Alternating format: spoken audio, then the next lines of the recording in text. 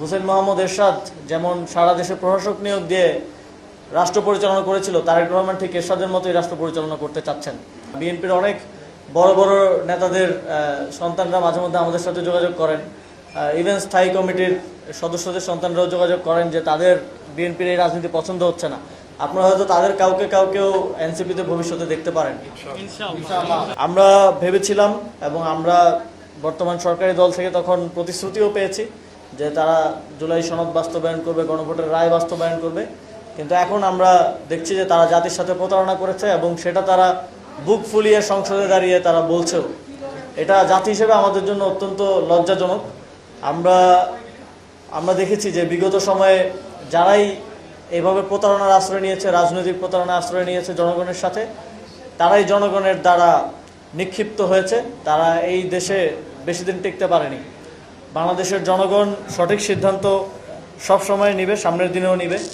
তবে আপনাদের এই ভুল রাজনীতির ফলে তরুণ প্রজন্ম, ইভেন আপনাদের সন্তানরাও আপনাদের এই রাজনীতিকে সাবস্ক্রাইব করতে পারছে না। বিএনপির অনেক বড় বড় নেতাদের সন্তানরা মাঝে মধ্যে আমাদের সাথে যোগাযোগ করেন, ইভেন স্থায়ী কমিটির সদস্যদের সন্তানরাও যোগাযোগ করেন যে তাদের বিএনপির এই রাজনীতি পছন্দ হচ্ছে না। আপনারা হয়তো তাদের কাউকেও এনসিপিতে ভবিষ্যতে দেখতে পারেন।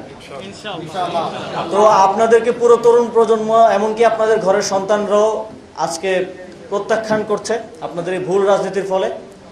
এবং বাংলাদেশে এটাই প্রমাণ করে যে বাংলাদেশে একটা নতুন বাংলাদেশ, যে বাংলাদেশের জন্য এত মানুষ জীবন দিয়েছে, এত আমাদের সহযোদ্ধারা আহত হয়েছে, এটা শুধু সময়ের ব্যাপার মাত্র সেই নতুন বাংলাদেশ বিনির্মাণ।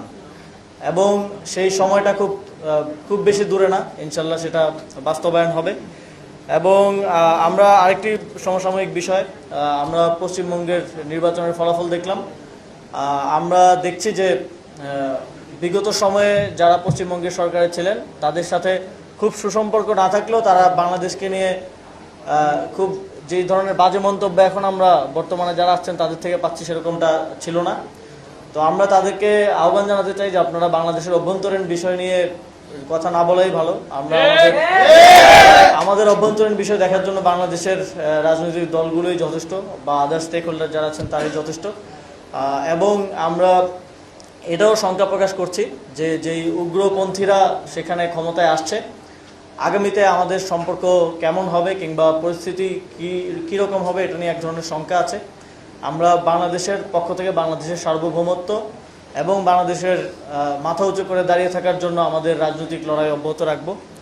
আমরা স্থানীয় সরকার নির্বাচন নিয়ে আমরা শুনেছিলাম, স্থানীয় সরকার মন্ত্রী তিনি বলেছিলেন এই বছরের মধ্যে অবশ্যই নির্বাচন অনুষ্ঠিত হবে, কিন্তু এখন আমরা আবার শুনছি যে এই বছর নির্বাচন তারা করতে চান না। আমরা দেখছি যে হোসেন মোহাম্মদ এরশাদ যেমন সারা দেশে প্রশাসক নিয়োগ দিয়ে রাষ্ট্র পরিচালনা করেছিল, তারেক রহমান ঠিক এরশাদের মতোই রাষ্ট্র পরিচালনা করতে চাচ্ছেন। তারা বারবার গণতন্ত্রকেই তাদের একমাত্র রাজনীতির বস্তু হিসেবে ব্যবহার করেছেন বিগত 17-18 বছর, কিন্তু নির্বাচিত হওয়ার পরপরই তারা গণতন্ত্র ভুলে গেছেন। তারা এখন সব জায়গায় ধরে লোক বসিয়ে দিয়ে, ইভেন যারা জনপ্রতিনিধি হতে ব্যর্থ হয়েছে, নির্বাচনে পরাজিত হয়েছে, এবং যারা নির্বাচনে মনোনয়ন বঞ্চিত হয়েছে, তাদেরকে দিয়ে এখন স্থানীয় সরকার প্রতিষ্ঠানগুলো চালানোর, তাদেরকে প্রশাসক হিসেবে বসিয়ে চালানোর একটা পায়তারা চলছে। আমরা আহ্বান জানাবো সরকারকে যে আপনারা দ্রুত নির্বাচনের মাধ্যমে আবারও স্থানীয় সরকারের যেই অচলাবস্থা আছে সেটা ভেঙে জনগণের যেই সেবার যেই কাজ সেটা অব্যাহত রাখার জন্য স্থানীয় সরকার নির্বাচন আয়োজন করুন। এবং এরশাদের মতো দেশ চালালে এরশাদের মতো পরিণতি ভোগ করতে হতে পারে।